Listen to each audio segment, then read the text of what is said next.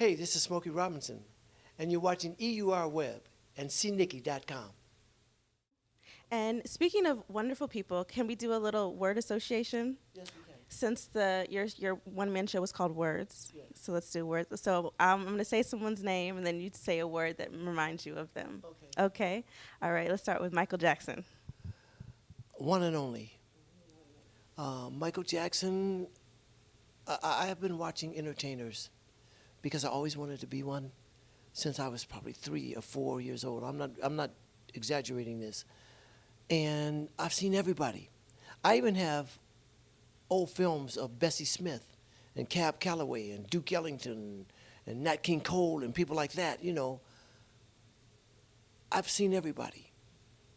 And before I saw Michael Jackson, the number one overall entertainer in my mind's eye was Sammy Davis Jr. Okay? Michael Jackson, I saw him when he was 10 years old, singing with his brothers. They came to audition at Barry's house.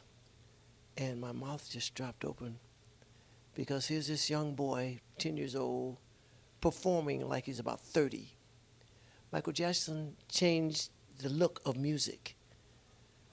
And when you see all the young people who perform nowadays, they got all the dancers behind them. They're trying to do all the steps that the dancers are doing and all that. Michael Jackson changed the look of music. He was for the overall picture of it, the singing and the dancing and the he's number one in my mind's eye. Okay. Marvin Gaye.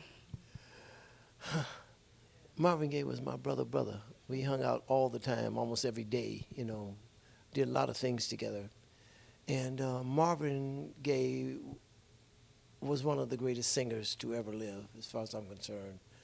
Because like I said, Marvin's my brother. You know, when I was recording a song on Marvin, it got to the point where if my session was going to start at 8 o'clock, I'd tell Marvin it's going to start at 6:30 because I knew he was going to be late, you know. And when I told him 8, he still wasn't there at 8. You know, he'd be late. He'd come running, oh, Smoke, man, I'm sorry, baby, I had to so-and-so, you know.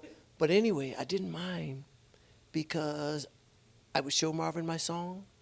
I would either sing it or I'd on tape or something like that for him. And he would proceed to sing my song like he knew it before he got there, like he had written it, like he wrote it before I did or something. I used to tell him all the time, hey, man, you Marvinized my song. Because that brother would do stuff with your songs that you never even dared to dream vocally. You know, he was awesome. Okay. All right. The Miracles. Oh, my heart. The Miracles, of course. I mean, we grew up together in the hood in Detroit, you know. And we started our group, and when we first started, we were called the Five Chimes. And then we evolved into the Matadors, and then we evolved into the Miracles after we recorded a first record, because by that time we had Claudette in the group, who was a girl in the group, so we had to change our name to something that would suit guys with a girl.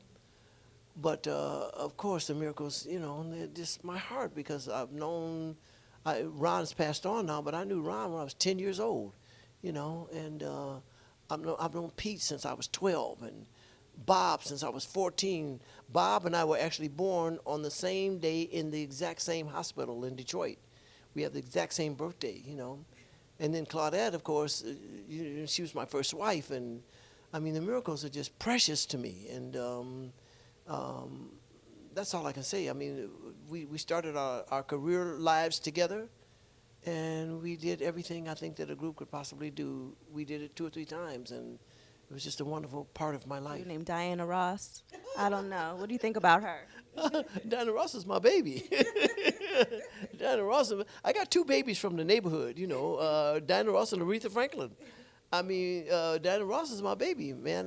You know, I've known Diana since she was probably 8 or something, and we, like you said, we grew up right down the street from each other.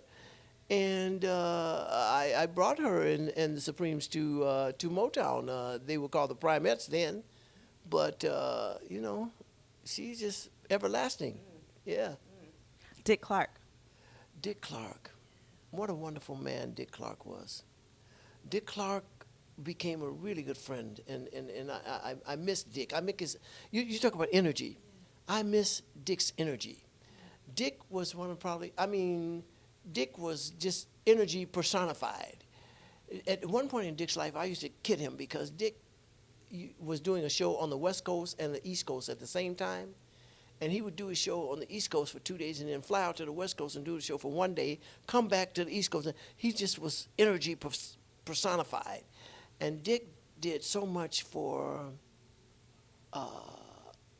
American music, when he broke out and he had the American Bandstand show and all that. And he was never prejudiced. You know, Dick was just a man who loved music and who loved people, and he was a wonderful man. Don Cornelius. Don Cornelius, the same scenario basically.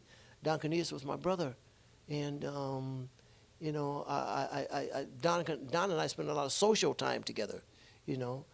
And you know, we competed a lot of stuff. You know, Don always thought he was an athlete. You know, thought he could play golf and basketball and all that stuff like that. You know, but Don was a great man, and he did for well, it started in the black community, but it snowballed into everywhere. But he did for the black community and for black artists something that had never been done. He gave them a platform that they had never had before, because he gave them a place where they could come and be seen and heard, and not just for the artists, but for the kids. He gave the black kids a platform where they could come and dance on that show every week. And they became so well known and so polished and so, till even they've set the fashion tone, you know, incredible. And Don just, he was a great man. And I miss him. We all miss him. You know, you've accomplished so much, and so many people look up to you, and singers that are now, you know, they copy their style after you, they sample your music. I mean, you have made such a great impact. You know, what do you want your legacy to be when people say Smokey Robinson? That I made a positive impact on the world. That I brought about some positivity, if there's a such word, to the world, and that I knew that God is the source. I love that. Yeah. What makes you smile? Just life itself. And when I said that about God, God makes me smile, because God is God.